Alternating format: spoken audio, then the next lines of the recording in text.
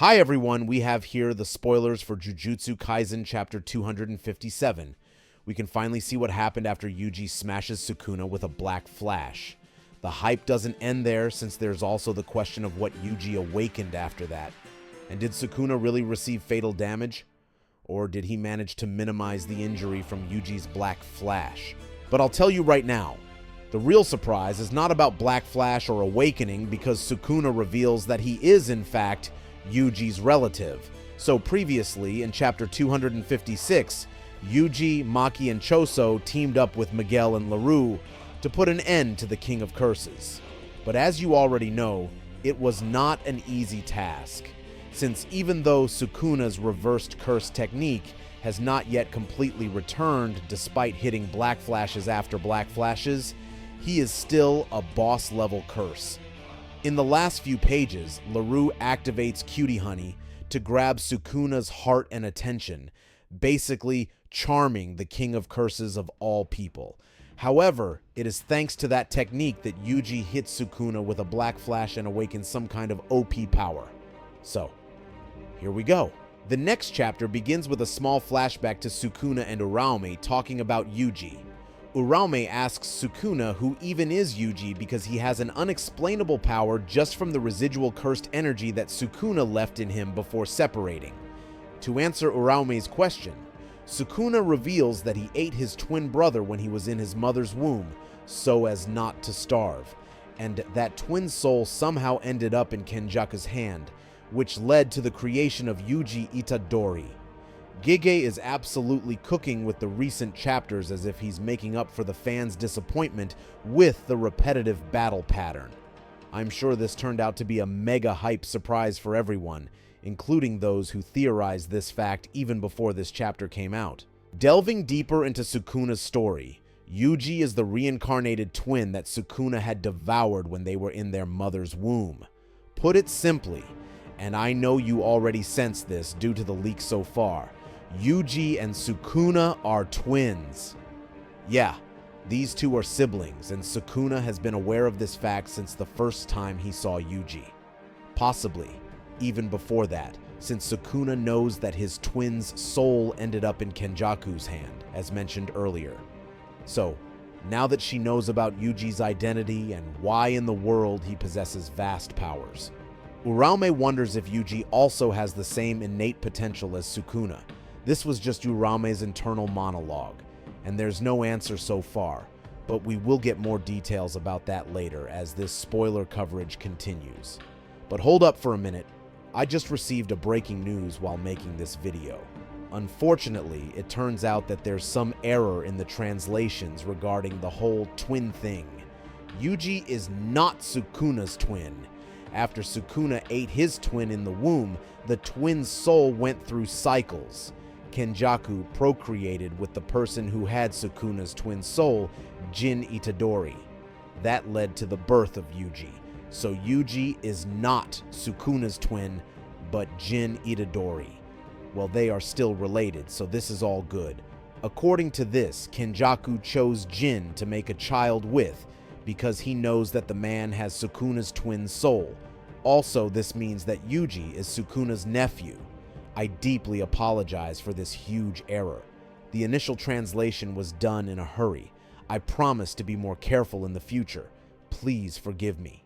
The source then adds this afterward, and I must say that he is forgiven. The next panels go back to Sukuna and Yuji facing each other as we finally return to the battle between the two, who turned out to be uncle-nephews. Sukuna doesn't look like he got weakened a great deal after Yuji's black flash last chapter, or at least that's what it looks like on the surface. After a bit of a staring contest, the two charge at each other again. However, the momentum is still on Yuji's side, as he manages to prevent Sukuna's attack from hitting him. In fact, within those exchanges, Yuji hits two black flashes back to back on Sukuna. We'll start counting from now since this makes it his second and third one, and consecutively at that. Somehow, Yuji is pushed back as he lands on a pillar, which he slices and throws towards Sukuna. The narrator explains that Yuji currently has two curse techniques in him: blood manipulation from death paintings and Sukuna's curse technique Mizushi. This revelation alone makes it so obvious because what it really means is that Yuji can use Sukuna's curse technique, Mizushi, or shrine when translated to English. Now, I'll assume that Yuji has no idea his father is Sukuna's twin brother, and thinks that he can use the King of Curses technique due to the cursed energy residuals Sukuna left him after taking control of Megumi's body. After all, the sorcerers who are close to Yuji already expect that he can somehow use Sukuna's curse technique, although he wasn't able to do so in the past due to some factors. And that's why we are only blessed with this hype scene just now. Thanks to the newfound skill, Yuji grabs hold of Sukuna's leg and tries to slice it off using the shrine cursed technique, but Sukuna quickly sends slashes towards him. Yuji rushes through the slashes, unfazed, and hits Sukuna with another black flash. Mind you, this makes this the fourth consecutive black flash from Yuji. If you remember in the last chapter, it was mentioned that Yuji has surpassed Gojo and Nanami in terms of total numbers of black flash usage, which means we can see more from here, and you can look forward to that. Sukuna realizes Yuji has the same curse technique as him, but there's some difference due to the era and representation of the user. Even so, Sukuna thinks it's still ridiculous that Yuji is able to use it. But since he just learned about it, the output of the slashes is low compared to the King of Curses, who is the original user of the technique. Afterward, we got a small flashback showing Ino asking permission from Gojo, Shoko, and Ijichi to use Nanami's curse tool, given that they were Nanami's old friends and they knew him better than him. Therefore, Gojo reassures Ino that he can use Nanami's curse tool because Nanami trusts Ino more than anyone. Gojo is so sure about that statement, and I'm sure that is definitely touching for Ino, since he looks up to Nanami the most out of everybody too. Still, the flashback is short, and only a few panels long as we then go back to the action. Suddenly, Ino shows up at the scene and uses his curse technique to summon Dragon before attacking. As a bit of a mention, Ino's curse technique enables him to become a spiritual medium that can summon 4 auspicious beasts: Kaichi, Reiki, Kirin, and Ryu. Moreover, Ino can activate this technique as long as he covers his face with a mask.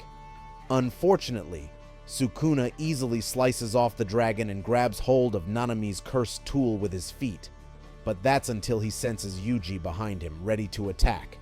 Once again, Yuji hits Sukuna with another black flash. Sukuna gets agitated as he thinks that Yuji has been landing black flashes as if it's nothing, mainly because it is the 5th one so far. Therefore, he is enraged as he wonders if Yuji intends to stand on equal grounds with him. Of course, Sukuna didn't initially expect that Yuji, of all people, was trying to surpass him. This experience is undeniably different from when he was fighting Maki. Sukuna is filled with excitement and the so-called pleasure of battle at those times, but here, he looks like wanting to defend his position as the superior uncle. Sukuna destroys the landing they were on and tries to punch Yuji as soon as he lands, but Yuji grabs hold of his arm and punches him back to the wall. At this point, Sukuna's counterattacks amount to nothing, and it is all because of this show's real protagonist, who has answers to everything Sukuna is doing. Sukuna is baffled to see Yuji, not even budging to his strikes and slashes. Itadori Yuji is locked in. After that, Yuji lands another black flash, making it his 6th consecutive strike. Sukuna grabs his face and slashes it, but even with his wounded face, Yuji hits one more black flash on Sukuna. Our boy basically ignores Sukuna's efforts to retaliate, because this latest hit counts as his 7th black flash. Sukuna is totally enraged at Yuji as he screams, "You brat!" only to get hit with Nanami's blunt knife, which Ino had thrown as a last push. This gives Yuji time to prepare for another black flash as Ino says, I think I did alright for someone like me. Hit him hard, Yuji. Man, Sukuna totally lost his cool at this moment, to the point that his insults and mockeries to Yuji in the past pale in comparison to this scene. Also, we know that Ino is selling himself short here, because even Nanami mentioned when he was alive that Ino, a grade 2 sorcerer, can easily become a semi-grade 1 if he wants to. He already has the battle prowess required to rank up, and Ino was just waiting for Nanami's approval all this time. Nonetheless, his efforts weren't in vain because Yuji is not yet done giving us a Black Flash parade. Thanks to the opening Ino made, Itadori Yuji hits his 8th consecutive Black Flash on Ryomen Sukuna. And this is where the spoilers for Jujutsu Kaisen Chapter 257 end. In total, Yuji hits 7 Black Flashes in this chapter and 1 in the previous one. I'll also add the editor's comment at the end of JJK Chapter 257, saying Yuji became equal to the king and surpassed him. Wow, obviously Sukuna will one-shot us when he hears this. Still, this statement glorifies Yuji's awakening, which is not just about Black Flash alone, but also the fact that he used Sukuna's curse technique. However, as of now, there are no signs of Sukuna leaving Megumi's body soon, or Megumi himself regaining control over his body. That said, Yuji's punches and consecutive Black Flashes can weaken Sukuna to a tremendous extent, so I won't be surprised if we see progress on this matter soon. I personally believe this development will occur, but what do you think will happen in the following chapters? Hit the like button and let me know your theories in the comments section. Who knows? Maybe you can predict what Gege is cooking. I will be doing a chapter review of JJK 257, so if you like my video, please subscribe and press that bell icon. That way, you will be notified whenever I release a new video. Thank you for watching, and see you on the next one.